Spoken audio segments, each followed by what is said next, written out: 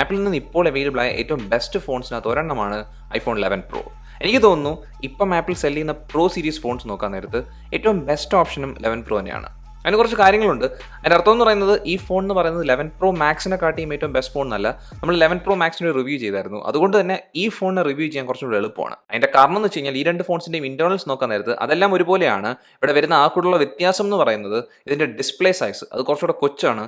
അതുപോലെ തന്നെ ബാറ്ററിയും കുറച്ചുകൂടെ ചെറുതായിട്ടുണ്ട്. ബാക്കി എല്ലാ സ്പെക്സ് നോക്കാൻ നേരത്ത് 11 പ്രോ മാക്സിൽ എങ്ങനെയായിരുന്നു സ്പെസിഫിക്കേഷൻസ് അതുപോലത്തെ സ്പെസിഫിക്കേഷൻസ് തന്നെയാണ് നമുക്ക് ഈ 11 പ്രോയിലും കിട്ടുന്നത്. അതുകൊണ്ട് തന്നെയാണ് ഈ ഫോൺ കുറച്ചുകൂടെ ബെറ്റർ ഫോണായിട്ട് ഞാൻ പറയുന്നത്. അതിൽ തന്നെ നിങ്ങൾ ശ്രദ്ധിക്കേണ്ട ഒരു കാര്യം എന്ന് വെച്ച് കഴിഞ്ഞാൽ നിങ്ങൾ ഒരുപാട് വലിയ ഫോൺ ഇഷ്ടപ്പെടുന്ന ഒരു വ്യക്തിയാണെങ്കിൽ നിങ്ങൾ 11 പ്രോ മാക്സ് ആയിരിക്കും പ്രിഫർ ചെയ്യുന്നത്. പക്ഷേ എനിക്ക് 11 പ്രോ മാക്സിൻ്റെ സൈസ് അത്ര നല്ലതായിട്ട് തോന്നിയില്ല. എനിക്ക് അതിനെക്കാട്ടിയും കുറച്ചുകൂടെ ചെറിയ സൈസുള്ള ഫോൺസാണ് ഇഷ്ടം.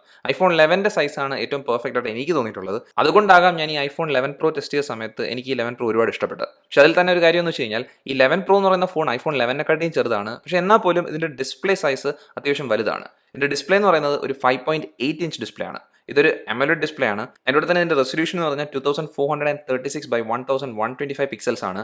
അതുകൊണ്ട് തന്നെ ഇവിടുത്തെ പിക്സൽ ഡെൻസിറ്റി 458 ppi ആണ്. പിന്നെ ഇവിടുത്തെ കോൺട്രാസ്റ്റ് റേഷ്യോ ഒക്കെ കൂടുതലാണ്. പിന്നെ ഇവിടെ ട്രൂ ടോൺ സപ്പോർട്ട് ഉണ്ട്. പക്ഷേ നമുക്ക് 3D ടച്ച് സപ്പോർട്ട് കിട്ടത്തില്ല. അതിപ്പോൾ ഐഫോണിൻ്റെ ഈ പുതിയ 11 സീരീസിനകത്ത് ഒന്നിനകത്തും ഇല്ലായിരുന്നു. പക്ഷേ എന്നാൽ പോലും നമുക്ക് അതിന് പകരം ഹാപ്റ്റിക് ടച്ച് കിട്ടുന്നുണ്ട്.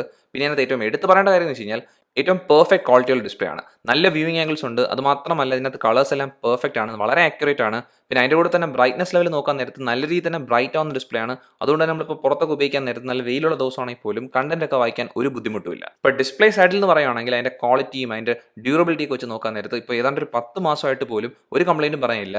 പിന്നെ നമുക്ക് കംപ്ലയിൻ്റ് ആയിട്ട് വേണമെങ്കിൽ ഒരു കാര്യം പറയാം. അതെന്ന് വെച്ചാൽ ഇവിടുത്തെ നോച്ച്, അതായത് നമുക്ക് ഈ ഡിസ്പ്ലേക്ക് ഒരു വലിയ നോച്ച് വരുന്നുണ്ട്. അതൊരു കംപ്ലയിൻ്റ് ആയിട്ട് പറയാം. പക്ഷേ ഈ നോച്ച് ഇവിടെ വരുന്നതിൻ്റെ കാരണം നിങ്ങൾക്ക് അറിയായിരിക്കും. ഈ ഫോണിനകത്ത് ഫേസ് അൺലോക്ക് ഉണ്ട്. അതും ഫേസ് ID 2 ആണ് വരുന്നത്. അതുകൊണ്ട് തന്നെ അൺലോക്കിംഗ് സ്പീഡ് നല്ല വേഗത്തിലാണ്. അത് നല്ലൊരു അഡ്വാൻറ്റേജ് ആണ്. പക്ഷേ നമുക്ക് വേണമെങ്കിൽ അതിനകത്ത് ഒരു കുഴപ്പം പറയാൻ പറ്റുന്നത് വെച്ച് കഴിഞ്ഞാൽ അൺലോക്കിംഗ് ആംഗിൾ ഇച്ചിരി കുറവാണ്. അപ്പോൾ അതൊഴികെ ഈ ഫേസ് ID അതും കംപ്ലയിൻസ് ഒന്നും പറയാനില്ല. പിന്നെ ഈ ഡിസ്പ്ലേയുടെ ബെസൽസ് ഒക്കെ നോക്കാൻ നേരത്ത് ഈ നോച്ച് ഒഴികെ ബാക്കിയുള്ള ബെസൽസ് നോക്കുകയാണെങ്കിൽ വളരെ ചെറിയ ബെസൽസ് ആണ്. അപ്പോൾ അതെന്ന് പറയുന്നത് പെർഫെക്റ്റ് ആണ്. പിന്നെ അത് മാത്രമല്ല ഈ ഡിസ്പ്ലേ എന്ന് പറയുന്നത് ഈ 5.8 ഇഞ്ച് സൈസുള്ള ഡിസ്പ്ലേ ആയതുകൊണ്ട് തന്നെ കണ്ടന്റ് ഒക്കെ കാണാൻ നല്ലൊരു ഡിസ്പ്ലേ ആണ്. നിങ്ങൾക്ക് ഇപ്പോൾ യൂട്യൂബ് വീഡിയോ കാണണമെങ്കിലോ അല്ലെങ്കിൽ ഒരു ഗെയിം കളിക്കാനോ അല്ലെങ്കിൽ ഇപ്പോൾ നെറ്റ് ബ്രൗസിംഗ് ആണെങ്കിൽ പോലും അതെല്ലാം നല്ലൊരു എക്സ്പീരിയൻസ് ആണ് ഈ ഡിസ്പ്ലേയിൽ നിന്ന് കിട്ടുന്നത്. അതുകൊണ്ട് എനിക്ക് ഡിസ്പ്ലേ സൈസ് ചെറുതാണെന്ന് കരുതി എനിക്കൊരു പ്രശ്നം തോന്നിയിട്ടില്ല. എനിക്ക് തോന്നുന്നു കറക്റ്റ് ആയിട്ടുള്ള ഡിസ്പ്ലേ സൈസ് തന്നെയാണ്. പക്ഷേ ഞാൻ മുമ്പേ പറഞ്ഞ കാര്യം ശ്രദ്ധിച്ചോണം. നിങ്ങൾക്ക് കുറച്ചും കൂടെ വലിയ ഡിസ്പ്ലേ വേണമെന്നുണ്ടെങ്കിൽ നിങ്ങൾക്ക് 11 പ്രോ മാക്സ് ഉണ്ട്. അപ്പോൾ എനിക്ക് 11 പ്രോ മാക്സിൽ നിന്ന് ഡിസ്പ്ലേ ചെറുതായതൊരു പ്രശ്നമായിട്ട് തോന്നിയിട്ടില്ല. അതുപോലെ തന്നെയാണ് ഇവിടുത്തെ സ്പീക്കർ സിസ്റ്റവും. ഇവിടെ നമുക്ക് ഡ്യുവൽ സ്പീക്കേഴ്സ് കിട്ടുന്നുണ്ട്. അതായത് താഴെ കാണുന്നതും അതുപോലെ തന്നെ ഇയർപീസ് സ്പീക്കറാണ്. അതിനകത്ത് വരുന്ന സൗണ്ട് ഔട്ട്പുട്ട് എന്ന് വെച്ചാൽ നല്ല ക്വാളിറ്റിയുള്ള സൗണ്ട് ഔട്ട്പുട്ടാണ്. അപ്പോൾ 11 പ്രോ മാക്സിനകത്തുള്ളതിൻ്റെ അത്രയും ലൗഡ്നെസ് ഉള്ളതായിട്ട് എനിക്ക് തോന്നിയിട്ടില്ല. പക്ഷേ എന്നാൽ പോലും ക്വാളിറ്റി രണ്ടിലും ഒന്നായതുകൊണ്ട് തന്നെ നമുക്ക് ഓഡിയോ എക്സ്പീരിയൻസ് നല്ലതാണ് കിട്ടുന്നത്. പിന്നെ അടുത്തൊരു വലിയ കാര്യം, അതായത് ഈ രണ്ട് ഫോൺസിനകത്തുള്ള വലിയൊരു മാറ്റമായിട്ട് ഞാൻ പറഞ്ഞു വെച്ചാൽ ബാറ്ററി സൈസാണ്. ഇവിടുത്തെ ബാറ്ററി ഈ ഫോൺ ചെറുതാവുന്നതുകൊണ്ട് തന്നെ ഇതിൻ്റെ ബാറ്ററി ചെറുതാണ്.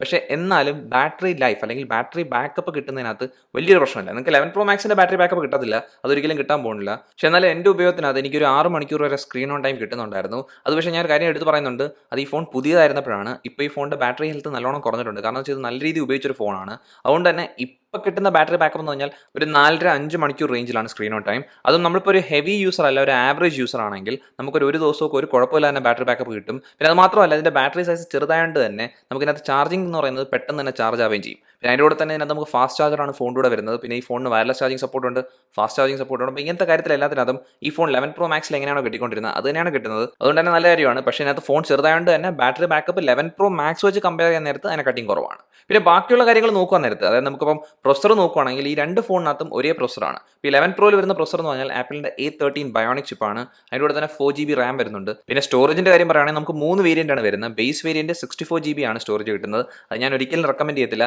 പിന്നെ അടുത്ത വേരിയൻ്റ് എന്ന് പറഞ്ഞാൽ 256GBയും പിന്നെ ലാസ്റ്റ് വേരിയൻ്റ് അതായത് നമ്മുടെ ടോപ്പ് എൻഡ് വേരിയൻ്റെ സ്റ്റോറേജ് എന്ന് പറഞ്ഞാൽ 512GB ആണ്. അതും ഈ A13 ബയോണിക് ചിപ്പ് എന്ന് പറഞ്ഞ പ്രൊസർ ഇപ്പോഴും ഏറ്റവും ഫാസ്റ്റ് ആയ ഒരു പ്രൊസറാണ്. അതുകൊണ്ട് തന്നെ നിങ്ങൾക്ക് ഡെയിലി ഉപയോഗത്തിനകത്തോ അല്ലെങ്കിൽ ഗെയിമിങ്ങിനകത്തോ അങ്ങനത്തെ കാര്യത്തിനകത്ത് ഒരിക്കലും ഒരു ലാഗോ അങ്ങനത്തെ പ്രശ്നങ്ങളൊന്നും അനുഭവപ്പെടത്തില്ല. അത് നിങ്ങളിവിടെ ശ്രദ്ധിച്ചാൽ തന്നെ അറിയാൻ പറ്റും. ഈ ഫോണിനകത്ത് ഒരുപാട് ആപ്സ് ഇൻസ്റ്റാൾ ചെയ്തിട്ടുണ്ട്. നല്ല ഹെവി ആയിട്ട് ഉപയോഗിക്കുന്ന ഒരു ഫോണാണ്.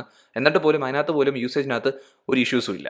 ഇത് ഐഫോൺസിൻ്റെ ഒരു പ്രത്യേകതയാണ്. ഞാനത് എപ്പോഴും പറഞ്ഞിട്ടുള്ളതാണ്. കാരണം ആപ്പിൾ തന്നെയാണ് ഹാർഡ്വെയറും സോഫ്റ്റ്വെയറും കൺട്രോൾ ചെയ്യുന്നത്. അതുകൊണ്ട് തന്നെ അവർക്ക് നല്ലൊരു യൂസർ എക്സ്പീരിയൻസ് കുറേ കാലത്തേക്ക് തരാൻ പറ്റും. പ്രത്യേകിച്ചും സോഫ്റ്റ്വെയറിൻ്റെ കാര്യം എന്ന് പറയുന്നത് ഈ ഫോൺ എടുത്താൽ പോലും ഇതിന് ഇനി പോലും ഒരു 4 തൊട്ട് ഒരു 5 വർഷം വരെ സോഫ്റ്റ്വെയർ സപ്പോർട്ട് കിട്ടും. അപ്പോൾ അത് നമുക്ക് ആൻഡ്രോയിഡിൽ ഏത് ഫോൺ എടുത്താലും അങ്ങനെ ഒരു സോഫ്റ്റ്വെയർ സപ്പോർട്ട് കിട്ടത്തില്ല. അപ്പോൾ ഇതൊരു വലിയ കാര്യമാണ് ആപ്പിൾ ഐഫോൺ 11 പ്രോ ഇപ്പോഴും ഒരു മികച്ച ഫോണായി നിൽക്കാനുള്ള കാരണം എന്ന് വെച്ച് കഴിഞ്ഞാൽ. അതുപോലെ തന്നെ ഇനിയുള്ള ഒരു അടുത്ത കാരണം എന്ന് വെച്ച് കഴിഞ്ഞാൽ ഇവിടെ വരുന്ന ക്യാമറാസ് ആണ്. ഇവിടെ ബാക്കിൽ നമുക്ക് 3 ക്യാമറയാണ് വരുന്നത്. അത് 3ഉം 12 മെഗാ പിക്സൽ ക്യാമറയാണ്. അതിൽ മെയിൻ ക്യാമറ ഒരു വൈഡ് ആംഗിൾ ക്യാമറയാണ്. പിന്നെ നമുക്കുള്ളത് ഒരു അൾട്രാ വൈഡ് ആംഗിൾ ക്യാമറയും ടെലിഫോട്ടോ ക്യാമറയാണ്. അത് നമ്മൾ ഈ മെയിൻ ക്യാമറ വെച്ച് എടുക്കുന്ന ഷോട്ട്സ് ഏത് ലൈറ്റിങ്ങിൽ എടുത്താലും നല്ല പെർഫെക്റ്റ് ആയ ഷോട്ട്സ് ആണ്. നല്ല ഡീറ്റെയിൽസ് ഉണ്ട്, നല്ല ഡൈനാമിക് റേഞ്ച് ഉണ്ട്, നല്ല ഷാർപ്നെസ് ഉണ്ട്. പിന്നെ നമുക്ക് 11 പ്രോനകത്ത് നൈറ്റ് മോഡ് സപ്പോർട്ട് ഉള്ളതുകൊണ്ട് തന്നെ നമ്മൾ എത്ര ഇരുട്ടത്തൊരു ഫോട്ടോ എടുത്താലും നല്ല ക്വാളിറ്റി ഉള്ള ഫോട്ടോ ആണ് അപ്പോഴും കിട്ടുന്നത്. പിന്നെ നമ്മൾ അൾട്രാ വൈഡ് ആംഗിൾ ക്യാമറയും ടെലിഫോട്ടോ ക്യാമറയും നോക്കുകയാണെങ്കിൽ ആ 2 ക്യാമറാസും നല്ല ലൈറ്റിംഗ് ഉണ്ടെങ്കിൽ മാത്രമേ നല്ല ഫോട്ടോസ് എടുക്കൂ. എന്നാലും നമുക്ക് അങ്ങനെ ഒരു ഓപ്ഷൻ ഉള്ളത് ഒരു നല്ല കാര്യം തന്നെയാണ്. അപ്പോൾ ഈ ഫോൺ എടുക്കുന്ന ഫോട്ടോസിൻ്റെ കാര്യം ഞാൻ ഇത്രയും നല്ലതായിട്ട് പറയുവാണെങ്കിൽ എനിക്ക് അതിനെക്കാട്ടിയും ഹൈപ്പിട്ട് പറയാനുള്ള കാര്യം എന്ന് വെച്ച് കഴിഞ്ഞാൽ ഈ ഫോൺ എടുക്കുന്ന വീഡിയോസ് ആണ്. ഏറ്റവും പെർഫെക്റ്റ് ആയ വീഡിയോ എടുക്കുന്ന ഒരു ഫോണാണ് ഐഫോൺ 11 പ്രോ എന്ന് പറയുന്നത്. ഇതിന് കോമ്പറ്റീഷൻ കൊടുക്കുന്ന ഒരു ഫോൺ ഇപ്പോൾ ഉണ്ടെന്ന് എനിക്ക് തോന്നുന്നില്ല. കാരണം വെച്ചാൽ നമുക്ക് ഇതിനകത്ത് 4K 60 FPS വരെയാണ് വീഡിയോ എടുക്കാൻ പറ്റുന്ന മാക്സിമം റെസൊല്യൂഷൻ. അതും ഈ ഫോൺ വെച്ച് എടുക്കുന്ന വീഡിയോസ് ഏറ്റവും ബെസ്റ്റ് വീഡിയോസ് തന്നെയാണ്. അതുകൊണ്ട് തന്നെ നിങ്ങൾക്ക് വീഡിയോ എടുക്കുന്ന ഒരു മെയിൻ പ്രയോറിറ്റി ആണെങ്കിൽ നിങ്ങൾക്ക് വരേണ്ട ഏറ്റവും ആദ്യത്തെ ഓപ്ഷൻ എന്ന് പറയുന്നത് ഈ 11 പ്രോ അല്ലെങ്കിൽ 11 സീരീസ് ആയിരിക്കണം. അപ്പോൾ അതാണ് ഐഫോണിൻ്റെ ഏറ്റവും വലിയ സ്ട്രോങ് പോയിന്റ്, ഈ ക്യാമറാസ്. അതിൽ തന്നെ എടുത്ത് പറയേണ്ടത് ഈ ബാക്ക് ക്യാമറാസ് ആണ്. കാരണം ഫ്രണ്ടിലത്തെ ക്യാമറയുടെ കാര്യം പറയുകയാണെങ്കിൽ ഫ്രണ്ടിൽ നമുക്ക് വരുന്ന 12 മെഗാ പിക്സൽ ക്യാമറയാണ്. നല്ല ക്യാമറയാണ്, നല്ല ക്വാളിറ്റിയുള്ള സെൽഫീസ് ആണ് എടുക്കുന്നത്, നല്ല ഷാർപ്പായ സെൽഫീസ് ആണ്. അത് മാത്രമല്ല ഇപ്പോൾ നമുക്ക് വൈഡ് ആയിട്ടുള്ള ആംഗിളിൽ തന്നെ സെൽഫീസ് എടുക്കാനും പറ്റും. പിന്നെ അതുപോലെ തന്നെ ഈ ഫ്രണ്ട് ക്യാമറ വെച്ച് എടുക്കുന്ന വീഡിയോസും ഏറ്റവും നല്ല ക്വാളിറ്റിയുള്ള വീഡിയോസ് ആണ്. പക്ഷേ എന്നാൽ നമ്മൾ ഫ്രണ്ട് ക്യാമറയും ബാക്ക് ക്യാമറയും കൂടെ കമ്പയർ ചെയ്യുകയാണെങ്കിൽ അതിൽ രണ്ടിലും ഏറ്റവും ബെസ്റ്റ് ആയിട്ട് നിൽക്കുന്നത് ബാക്ക് ക്യാമറ തന്നെയാണ്. അതിനൊരു കോമ്പറ്റീഷനും ഇപ്പോൾ നമുക്ക് ഫോൺസിലില്ല. ഫോട്ടോ എടുക്കുന്നതിനകത്ത് പിക്സൽ ഫോൺസും അതുപോലെ തന്നെ ഗാലക്സിയുടെ S സീരീസും നോട്ട് സീരീസും ഒക്കെ നമുക്ക് ഇതിൻ്റെ കൂടെ നിൽക്കുമായിരിക്കും. പക്ഷേ വീഡിയോ എടുക്കുന്നതിനകത്ത് ഈ ഐഫോൺ 11 സീരീസ് തന്നെയാണ് ഇപ്പോൾ ഏറ്റവും മികച്ചത്. അപ്പോൾ നമ്മൾ 11 പ്രോ നോക്കിയതിനകത്ത് 11 പ്രോൻ്റെ സ്പെസിഫിക്കേഷൻസ് 11 പ്രോ മാക്സ് കണക്ക് ഉള്ളതുകൊണ്ട് തന്നെ നമുക്ക് ആ യൂസേജ് എക്സ്പീരിയൻസ് ഏതാണ്ട് 11 പ്രോ മാക്സ് കണക്ക് തന്നെയാണ്. നല്ല ഫാസ്റ്റർ എക്സ്പീരിയൻസ് ആണ്, നല്ല ഫോട്ടോസ് എടുക്കാൻ പറ്റുന്ന ക്യാമറാസ് ആണ്. ഇപ്പോൾ ഡിസ്പ്ലേയുടെ ക്വാളിറ്റിക്ക് തന്നെ ഒരു പ്രശ്നങ്ങളും ഇല്ല. ഡിസ്പ്ലേ സൈസ് ചെറുതാണ്, അതുപോലെ തന്നെ ബാറ്ററി സൈസ് ചെറുതായതുകൊണ്ട് ആ ബാറ്ററി ബാക്കപ്പിനകത്ത് ഒരു പ്രശ്നം വരും. പക്ഷേ ഇതിനകത്ത് നമുക്ക് കിട്ടുന്ന ഏറ്റവും വലിയ അഡ്വാൻറ്റേജ്, അതായത് 11 പ്രോ ആയപ്പോൾ നമുക്ക് കിട്ടിയ ഏറ്റവും വലിയ അഡ്വാൻറ്റേജ് എന്ന് പറയുന്നത് ഇതിൻ്റെ സൈസ് ഒരുപാട് ചെറുതായിട്ടുണ്ട്. അതായത് ഈ ഫോൺ കുറച്ചുകൂടെ കോമ്പാക്റ്റ് ഒരു ഫോണായി മാറി. അപ്പോൾ കോമ്പാക്റ്റ് ഒരു ഫോണായി മാറിയപ്പോൾ തന്നെ എനിക്ക് 11 പ്രോ മാക്സിനകത്ത് പ്രശ്നമായി തോന്നിയ കാര്യങ്ങളൊക്കെ ഇതിനകത്ത് പ്രശ്നമല്ലാതായിട്ടുണ്ട്. അതായത് ഈ ഫോണിൻ്റെ ഡിസൈൻ നോക്കുവാണെങ്കിൽ നമുക്ക് ഫ്രണ്ടിലും ബാക്കിലും ഗ്ലാസ് ആണ് വരുന്നത്. പിന്നെ ഫ്രെയിം സ്റ്റെയിൻലെസ് സ്റ്റീൽ ഫ്രെയിമാണ്. അതും സ്റ്റെയിൻലെസ് സ്റ്റീൽ ഫ്രെയിമും പിന്നെ ഈ ബാക്ക് ഗ്ലാസിന് ഒരു മാറ്റ് ഫിനിഷ് ആയതുകൊണ്ട് തന്നെ ഫോൺ കയ്യിൽ നിന്ന് തെന്നിപ്പോകാൻ സാധ്യത കൂടുതലായിരുന്നു 11 പ്രോ മാക്സ് ആയിരുന്നപ്പം. പക്ഷേ 11 പ്രോ ആയപ്പം കുറച്ചുകൂടെ കോമ്പാക്റ്റ് ആയ ഫോണാണ്, അത് ഞാൻ മുമ്പേ പറഞ്ഞിരുന്നല്ലോ. അപ്പോൾ അതുകൊണ്ട് തന്നെ കോമ്പാക്റ്റ് ആയപ്പോൾ നമുക്കിത് കൈ പിടിക്കാൻ നേരത്ത് തെന്നിപ്പോണ ഒരു പ്രശ്നം വലിയൊരു കാര്യമായിട്ട് തോന്നുന്നില്ല. അതായത് ഈ ഫോൺ നമ്മുടെ കയ്യിൽ കറക്റ്റായിട്ട് ഇരുന്നോളും. അതുപോലെ തന്നെ വെയിറ്റ് അധികം കൂടുതലൊന്നുമല്ല, 188 ഗ്രാംസേ ഉള്ളൂ. അത് മാത്രമല്ല പിന്നെ നമുക്ക് 11 പ്രോ മാക്സിൽ കിട്ടുന്ന അതേ ബിൽഡ് ക്വാളിറ്റിയാണ് ഇവിടെ കിട്ടുന്നത്. അതായത് നല്ല പ്രീമിയം ബിൽഡ് ക്വാളിറ്റിയാണ്. അതും ഈ സ്റ്റെയിൻലെസ് സ്റ്റീൽ ഫ്രെയിം നോക്കുവാണെങ്കിൽ നല്ല സ്ട്രോങ് ആണ്. അതുപോലെ തന്നെ അതിനകത്ത് കുറച്ച് സ്ക്രാച്ച് വീണിട്ടുണ്ട്. പക്ഷേ നമ്മുടെ ബാക്ക് ഗ്ലാസ് നോക്കാൻ നേരത്ത് മാറ്റ് ഫിനിഷ് ആയതുകൊണ്ട് തന്നെ അതിനകത്ത് സ്ക്രാച്ച് അധികമൊന്നും വീണിട്ടില്ല. പിന്നെ ഈ ക്യാമറ ലെൻസിൻ്റെ സൈഡ് നോക്കാൻ നേരത്ത് അതെന്ന് പറയുന്നത് ഒരു ഗ്ലോസ് ഫിനിഷ് ഉള്ള ഒരു ക്യാമറ പോർഷനാണ്. പക്ഷേ അതിനകത്ത് നമുക്ക് സ്ക്രാച്ച് ഒന്നും വീണിട്ടില്ല. പിന്നെ ബട്ടൺസിൻ്റെ കാര്യം എടുത്ത് പറയേണ്ട ആവശ്യമില്ലല്ലോ. ഐഫോണിനകത്ത് വരുന്ന ബട്ടൺസ് നല്ല ക്വാളിറ്റിയുള്ള ബട്ടൺസ് ആണ്, അതിനിപ്പോഴും കംപ്ലയിൻ്റ് ഇല്ല. അതുപോലെ തന്നെയാണ് മ്യൂട്ട് അൺമ്യൂട്ട് സ്ലൈഡറും. പിന്നെ ചാർജിങ് പോർട്ട് എന്ന് പറയുന്ന ലൈറ്റിംഗ് പോർട്ടാണ്. നമുക്ക് അങ്ങനത്തെ ഒരു പോർട്ട് മാത്രമേ ഇതിനകത്ത് വരുന്നുള്ളൂ. ആ പോർട്ടിനും ഇതുവരെ ഒരു കംപ്ലയിൻറ്റും വന്നിട്ടില്ല. അപ്പോൾ ഇതെല്ലാം വെച്ച് പറയാൻ നേരത്ത് ബിൽഡ് ക്വാളിറ്റിക്ക് അതൊരു ഇഷ്യൂസും ഇല്ല. പിന്നെ 11 പ്രോ മാക്സിനകത്തുള്ള പ്രശ്നമായ ഫോൺ ഒരുപാട് വലിയൊരു ഫോൺ ആയതുകൊണ്ടും അതുപോലെ തന്നെ ഈ സൈഡും ബാക്കും നല്ല സ്ലിപ്പറി ആയതുകൊണ്ട് കയ്യിൽ നിന്ന് തെന്നിപ്പോകാന്നുള്ളൊരു പ്രശ്നം നമുക്ക് 11 പ്രോ മാക്സിലുള്ളായിരുന്നത് നമുക്ക് ഈ 11 പ്രോനകത്ത് അധികം അറിയത്തില്ല. അപ്പോൾ അത് വലിയൊരു അഡ്വാൻറ്റേജ് തന്നെയാണ്. പിന്നെ നമ്മൾ ബാക്കിയുള്ള കാര്യങ്ങൾ നോക്കാൻ നേരത്ത് 11 പ്രോ മാക്സിൽ എങ്ങനെയാണോ അത് തന്നെയാണ് 11 പ്രോയിൽ വരുന്നത്. അതായത് നമ്മൾ ബ്ലൂടൂത്ത് വേർഷൻ നോക്കുകയാണെങ്കിൽ ഇവിടെ വരുന്നത് ബ്ലൂടൂത്ത് 5 ആണ്. പിന്നെ വൈഫൈ വേർഷൻ ഇത് വൈഫൈ 6 തന്നെയാണ്. പിന്നെ ഈ ഫോണിന് ഡ്യുവൽ സിം സപ്പോർട്ട് വരുന്നുണ്ട്. അതായത് ഒരു സിം നാനോ സിം ആയിരിക്കണം, പിന്നെ മറ്റേത് ഇ സിം ആയിരിക്കണം. പിന്നെ അതുപോലെ തന്നെ IP റേറ്റിംഗ് ഉള്ള ഫോണാണ്, IP68 റേറ്റഡ് ഫോണാണ്. അപ്പോൾ അതൊരു വലിയ അഡ്വാൻറ്റേജ് തന്നെയാണ്. അപ്പോൾ അങ്ങനത്തെയൊക്കെ രീതി നോക്കാൻ നേരത്ത് ഐഫോൺ 11 പ്രോ മാക്സിൽ കിട്ടിയ എല്ലാ നല്ല കാര്യങ്ങളും ഇതിലും വരുന്നുണ്ട്.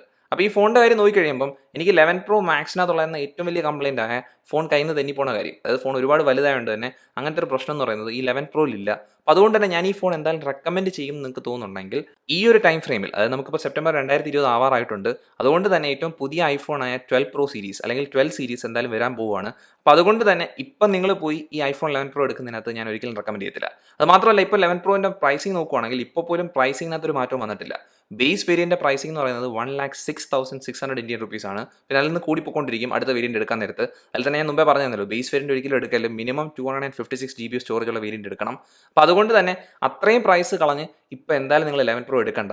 അപ്പോൾ 11 പ്രോ മാക്സിനകത്തുള്ള കംപ്ലയിൻറ്റ് മാറിയും തോന്നുവാണെങ്കിലും ഇതിനകത്ത് ചെറിയൊരു പ്രശ്നം നിങ്ങൾക്ക് വരാം. അതെന്ന് വെച്ചാൽ ബാറ്ററി ബാക്കപ്പിനകത്താണ്. പക്ഷേ ഞാൻ പറഞ്ഞല്ലോ, നിങ്ങളൊരു നോർമൽ യൂസർ ആണെങ്കിൽ നിങ്ങൾക്ക് അത് വലിയ പ്രശ്നമായി തോന്നത്തില്ല.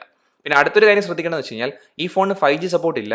അത് പക്ഷേ എനിക്ക് വലിയൊരു കാര്യമായിട്ട് തോന്നുന്നില്ല. അപ്പോൾ ഐഫോൺ 12നകത്ത് 5G സപ്പോർട്ട് വരുമോ ഇല്ലെന്ന് ഉറപ്പൊന്നുമില്ല. അപ്പോൾ അതിനകത്ത് വന്നാൽ അത് നല്ലതാണ്, വന്നിട്ടില്ലെങ്കിൽ കുഴപ്പമൊന്നുമില്ല. കാരണം എന്ന് വെച്ച് കഴിഞ്ഞാൽ 5G എന്ന് പറയുന്നത് ഒരു മെയിൻ സ്ട്രീമായി മാറാൻ ഇനിയും സമയമെടുക്കും. അതുകൊണ്ട് തന്നെ 5G സപ്പോർട്ട് കൊണ്ടല്ല ഞാൻ പറയുന്നത്. പക്ഷേ ഇപ്പോഴത്തെ പ്രൈസിങ്ങും ഇപ്പോഴത്തെ സമയവും നോക്കാൻ നേരത്ത് പുതിയ ഐഫോൺസ് വരാറായിട്ടുണ്ട്. അപ്പോൾ അത് ലോഞ്ച് ആവുന്ന സമയത്ത് ഇതിൻ്റെ പ്രൈസിങ് കുറയാം. അത് മാത്രമല്ല, അത് ലോഞ്ച് ആവുന്ന നേരത്ത് ഇതിനെക്കാട്ടിയും ബെറ്റർ ആയ ഫോണാണ് അതെങ്കിൽ നിങ്ങൾക്ക് അത് എടുക്കുകയും ചെയ്യാം. അപ്പോൾ ഇത്രയുള്ള ഈ വീഡിയോ എന്ന് പറയുന്നത്. ഈ വീഡിയോ നിങ്ങൾക്ക് ഇഷ്ടപ്പെട്ടെങ്കിൽ ഈ വീഡിയോ ഉറപ്പായിട്ട് ലൈക്ക് ചെയ്യുക. അതുകൂടാതെ ഈ ചാനൽ സബ്സ്ക്രൈബ് ചെയ്യുക, ഈ ചാനൽ പ്രൊമോട്ടും ചെയ്യുക. നമുക്ക് എത്രയും പെട്ടെന്ന് അടുത്ത വീഡിയോയിൽ കാണാം. അതുവരെ ബൈ.